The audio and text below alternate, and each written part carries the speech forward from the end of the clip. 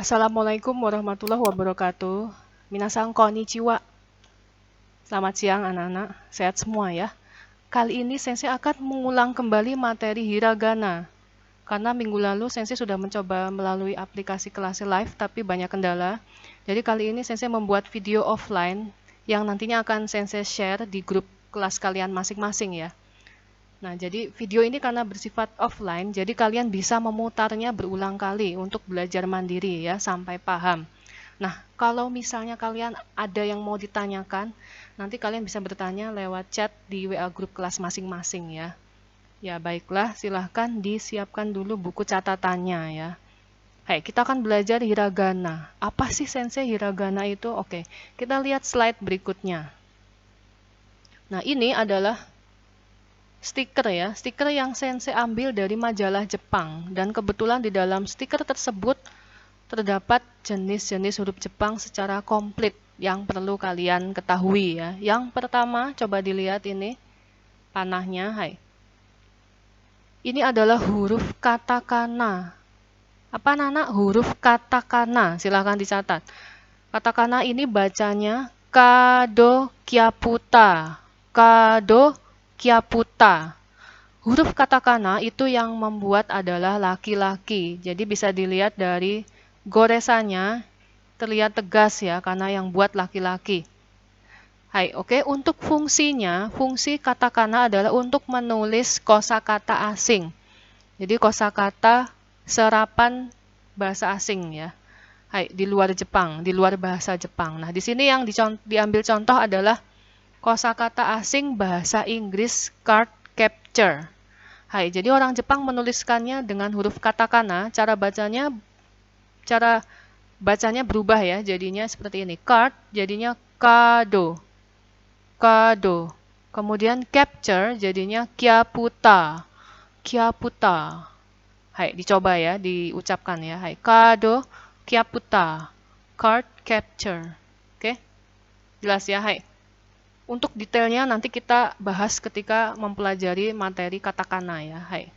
Oke, yang kedua, nah ini yang akan kita bahas kali ini, yakni huruf hiragana. Huruf hiragana itu dibuat oleh perempuan, jadi terlihat bedanya dengan huruf sebelumnya ya. Untuk hiragana ini kesannya goresannya berlenggak-lenggok ya. Nah, ini bacanya adalah sakura. Sakura artinya apa, Nana?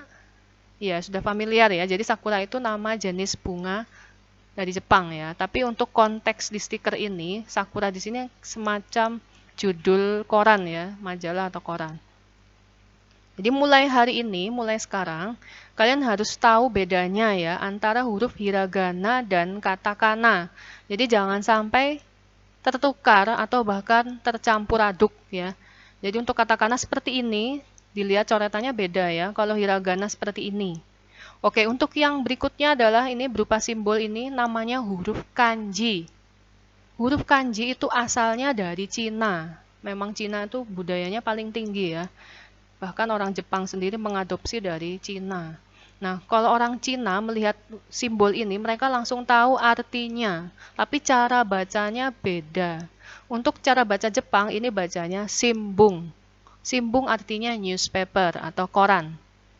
Nah, jelas ya. Jadi ada berapa macam huruf Jepang? Ada 3. Yang pertama katakana, yang kedua hiragana, yang ketiga kanji. Hai, jelas ya. Oke, kita masuk ke materi hiragana ya. Oke, sebelumnya ini Sensei sudah melengkapi PDF-nya, filenya dengan keterangan seperti ini dengan harapan kalian membaca ya, dibaca ya supaya paham. Jadi jenis huruf Jepang itu ada 3, diulang lagi, katakana, hiragana, dan kanji. Jelas ya. Hai. Oke, kali ini kita akan bahas hiragana.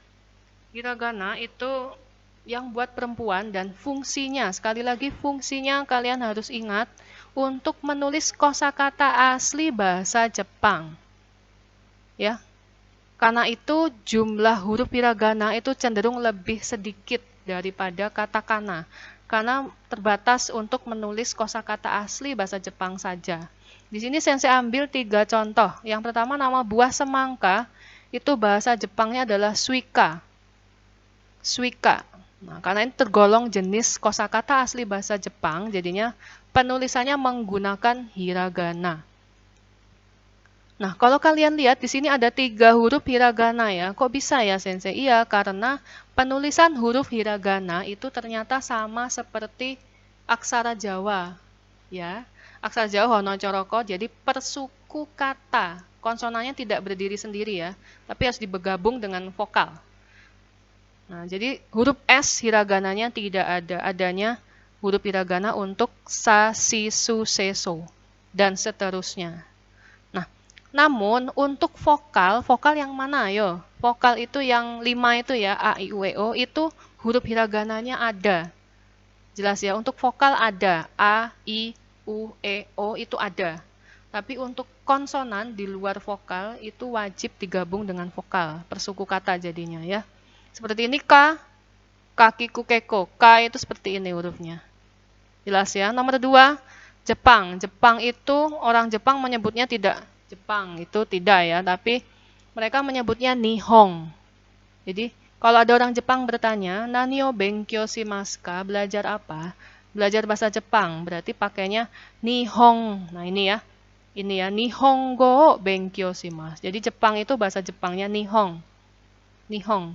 Kemudian nama orang Jepang jelas, karena orang Jepang jadi penulisannya ini tergolong kosakata asli bahasa Jepang ya. Jadi penulisannya pakai hiragana atau kanji ya. Akiko. Nah, kalau menuliskan namanya sensei tidak boleh pakai hiragana karena sensei bukan orang Jepang. Jadi sensei itu tergolong jenis namanya kalau dituliskan itu tergolong jenis kosakata asing di luar Jepang. Paham ya? Jadi kalau untuk menulis nama sensei, nama kalian itu pakainya huruf katakana. Nah, jelas ya. Jadi untuk hiragana ini khusus menuliskan huruf atau kosakata asli bahasa Jepang. Paham ya? Sampai sini nanti diulang-ulang videonya. Oke, berikutnya masuk ke slide berikutnya. Silakan dihitung, ada berapa huruf ini? Iya, 46 huruf. Tolong perhatikan, karena ini berkaitan dengan tugas pertama kalian. Jangan sampai keliru atau salah tangkap ya. Yang sensei minta kalian tulis, kerjakan itu hanya 46 huruf ini saja. Kenapa sensei? Karena 46 huruf ini adalah tergolong huruf dasar atau huruf pokok hiragana. Loh, kok ada huruf pokok dasar sensei? Iya, karena di luar huruf pokok ini ada variasi huruf hiragana yang lain. Nah, yang nantinya akan mudah dipelajari kalau kalian sudah menghafalkan huruf dasarnya dulu. Jelas ya? Nah, sekarang untuk penulisannya tidak boleh sembarangan. Jadi ada urutan coretan penulisannya detail ya. Loh, sensei, saya kan yang penting mau misalnya huruf A ini, mau lingkarnya dulu, terus baru garisannya ini. Yang penting kan mirip sensei. Iya, sensei dulu juga pemahamannya seperti itu, tapi ternyata salah ya. Bahkan orang Jepang sendiri itu sudah dilatihkan dari TK, SD untuk menuliskan secara urut huruf hiragana. Jadi nggak boleh sembarangan ya.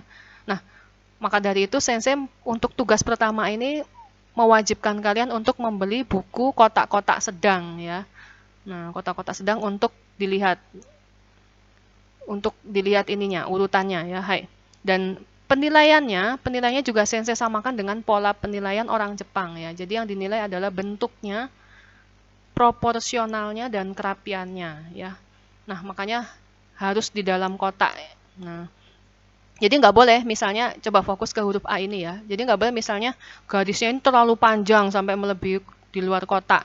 Terus lingkarnya ini separohnya atau kebalikannya lingkarannya terlalu besar. Nah, itu nanti tidak boleh ya. Jadi untuk berlatih huruf Jepang memang cukup gampang-gampang susah ya. Jadi harus disiplin. Nah, maka dari itu sensei menayangkan video penulisan huruf hiragana. Ya, itu harus kalian perhatikan karena yang menulis itu adalah orang Jepang asli ya.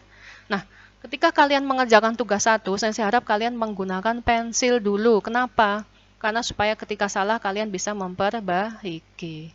Jelas ya sampai sini. Jadi harus urut coretannya, kemudian harus proporsional dan diusahakan semirip mungkin dengan aslinya.